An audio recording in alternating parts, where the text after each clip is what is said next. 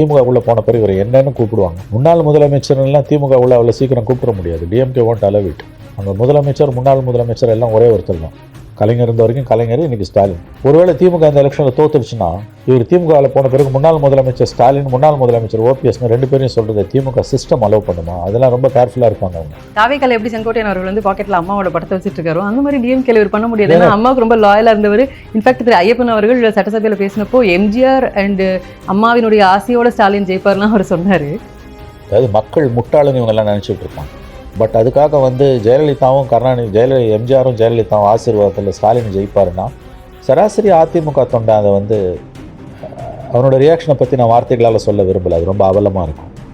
இவங்க எந்த அளவுக்கு கீழே இறங்கி போவாங்கன்றதுக்கு இதெல்லாம் உதாரணம். தட் எம்எல்ஏ வச்சுங்க, இஸ் நோபடி.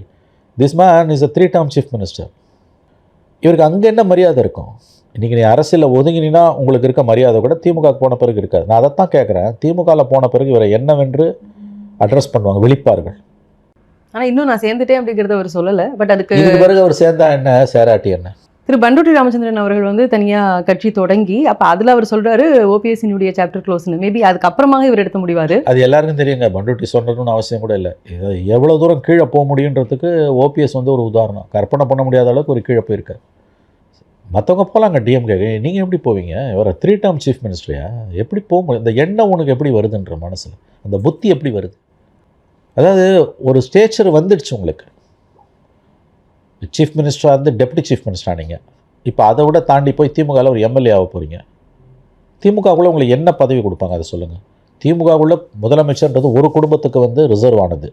உங்களுக்கு பிடிக்குதோ பிடிக்கலையோ அது யதார்த்தம். அதை ஒத்துக்கிட்டு தான் அந்த கட்சியில் இருக்கான். அது சரி தப்புன்றது வேறு.